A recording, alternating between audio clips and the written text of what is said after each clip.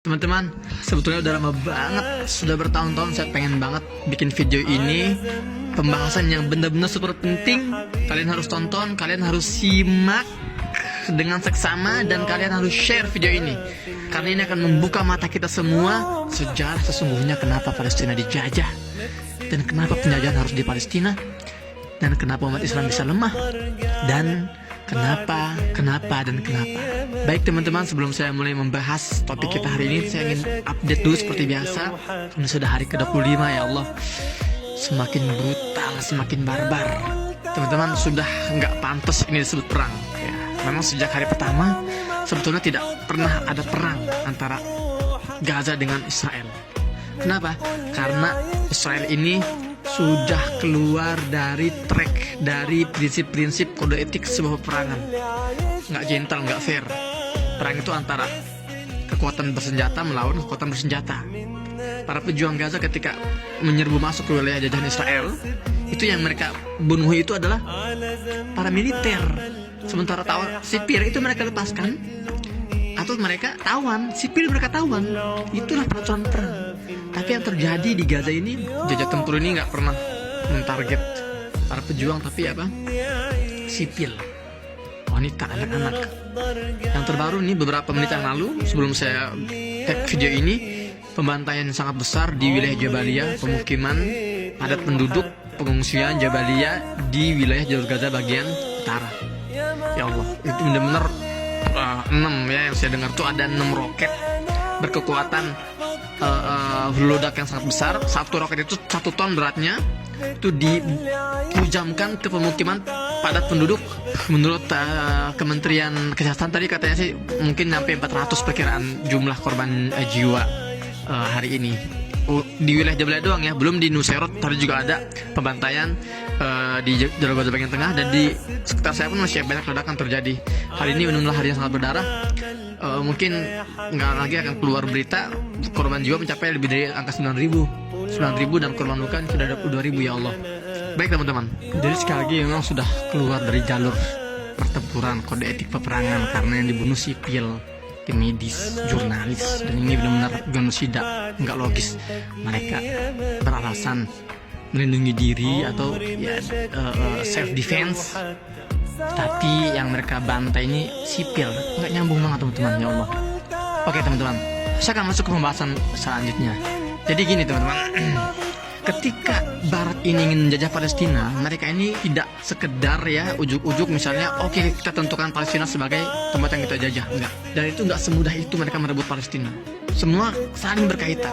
Keruntuhan Turki Utsmani, kemudian Perang Dunia Pertama, Perang Dunia Kedua. Jangan kita kira ini sebuah kebetulan. Semua itu disetting. Jadi mohon maaf ya, kalau kita merasa bahwa Perang Dunia Pertama ini yang kita pelajari ya, itu katanya alasannya kan karena ada konflik antara Hungaria, Austria, kemudian ada antara Jerman dan Inggris, itu kan pecahlah Perang Dunia Pertama dari tahun 1914 sampai 1918. Itu yang kita pelajari di buku-buku sekolah. Kemudian Perang Dunia Kedua tahun 1939 sampai tahun 1945, itu juga sama lah, kurang lebih drama-drama yang mereka buat. Kalau kita mau membaca siapa ya penyebab Perang Dunia Pertama ini dan Kedua, satu kubu. Mereka yang memegang Jerman juga memegang Inggris. Mereka yang memegang Amerika Perang Dunia Kedua, mereka yang memegang Amerika juga mereka yang memegang Jerman. Sama aja, nggak ada bedanya. Mereka ada orang-orang yang bermain di belakang layar. Apa tujuannya? Tujuannya kita bisa kembali ke sebuah catatan yang jarang dipelajari, dan kalian tidak akan temukan banyak sumber referensinya untuk masalah ini. Sebuah konferensi rahasia tahun 1907. Sekali lagi, ingat dan catat kata-kata ini. Tanggal ini, tahun ini, 1907. Tahun 1907 ada sebuah konferensi rahasia. Sebagian menamakannya Imperial Conference. Ya, kalian bisa cek di Google ya, silahkan. Tapi nggak akan banyak data yang bisa kalian dapatkan. Saya akan menjelaskan secara singkat aja di sini. Jadi saat itu seorang Perdana Menteri Inggris namanya itu William Campbell Bannerman, dia mengundang 7 negara kolonial.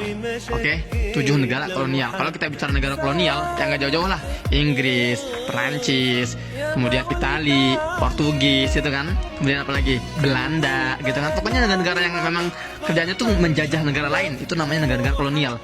7 negara ini diundang Tapi Jerman enggak ya, Jerman di luar perbincangan ini. William Campbell Bannerman ini curhat kepada para pejabat tinggi 7 negara kolonial ini. Dia bilang gini, kita hari ini sedang menguasai dunia, kita lagi di puncak nih, masing-masing sedang memegang kendali negara-negara lain. Tapi kita sadar bahwa banyak sekali perselisihan antara kita yang akan menyebabkan kemunduran setelah puncak ini. Artinya akan turun ke bawah. Dan kalian tahu ancaman terbesar dari sebuah kolonial adalah umat Islam. Dan di situ ditegaskan oleh Campbell Bannerman. Akhirnya dia nanya gini dulu nih, Campbell Bannerman ini, kalian mau tetap di puncak atau kalian mau jatuh sesuai prediksi yang sudah kita buat kita analisa gitu kan. Semua sepakat kita mau tetap di puncak, kita mau solusi. Oke. Bannerman lalu membagikan peta dunia Arab. Oke. Sekarang kita akan pindah ke dalam karena sudah mulai gelap juga nih. Saya akan kasih lihat kalian petanya biar kita juga semua bisa meresapi cerita ini atau kisah nyata ini, oke? Jadi saat itu William Campbell Bannerman ini dia akhirnya membagi-bagikan peta negara-negara Arab, dan dia membuka peta yang paling besar ya di depan mereka dan mulai bicara tentang ada sebuah kekuatan di dunia Arab. Ya meskipun sekarang dia bilangnya sekarang ini mereka lagi lemah.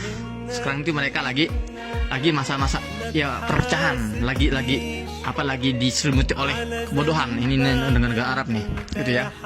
Tapi mereka punya keuntungan yang tidak dimiliki oleh kita. Negara-negara Arab ini, kata Bannerman, ini memiliki satu agama yang satu. Memang ada beberapa masyarakat lain yang ya minoritas lah ya. Tapi mayoritas saat itu adalah umat Muslim tahun 1907 itu. Mereka ini disatukan oleh satu agama, disatukan oleh satu bahasa, dan mereka ini hanya memerlukan seorang sosok pemimpin yang soleh, yang kompatibel untuk mereka bisa bangkit. Bayangkan teman-teman, ini wilayah sangat luas nih, dari Kuwait sampai wilayah Mauritania, ini semua negara Arab. Ya, ini negara Teluk, ini Syam, oke. Dan ini sampai wilayah Arab bagian barat. Kata Bannerman, kita harus mencegah agar masyarakat Muslim di sini itu tidak stabil hidupnya, karena stabilitas itu akan melahirkan sebuah kebangkitan, dan kebangkitan akan melahirkan sebuah kekuatan. Itu kata Bannerman. Makanya kata Bannerman, proposal saya adalah kita harus menaruh satu penyakit, satu entitas yang menjaga agar wilayah ini tidak stabil. Satu entitas di tengah-tengah ini yang memisah antara Arab di sebelah timur dengan Arab di sebelah barat. Satu entitas yang harus mewakili kepentingan kita, barat, kolonial. Dan mereka sepakat bahwa tempat yang paling pas adalah jantung dunia. Ini jantung dunia, saya kasih lihat ya. Ini memang tulisnya Israel tapi ini adalah Palestina. Inilah jantung dunia. Ini sudah disepakati oleh mereka para peserta di konferensi imperial itu, konferensi kolonial. Kenapa? Karena ini adalah wilayah yang sangat strategis. Inilah yang menghubungkan mereka. Palestina adalah negara jantung dunia karena dia itu berada di mengikat 3 benua besar. Sebelah sini adalah benua Asia, ini semua Asia. Sebelah sini ya, barat daya ini namanya, ini benua Afrika, lihatin Afrika nih. Dari Mesir, Libya, kemudian Sudan, ini semua sudah Afrika. Sebelah sininya semuanya Asia. Dan sebelah sini, sebelah laut, ya ini laut Mediterania. Dan kalau ke sini ini sudah Eropa nih, Eropa semua. Jadi itulah kenapa Palestina ini dinamakan jantung dunia. Namanya sebuah jantung, teman-teman, fungsinya adalah untuk menjaga stabilitas tubuh. Kalau jantung itu sehat, dunia sehat. Tapi kalau jantung itu nggak stabil, labil, maka dunia ikut labil. Dan itulah yang mereka usahakan. Itulah misi mereka, menaruh sebuah entitas di sini untuk menjaga agar wilayah ini Arab ini tidak stabil.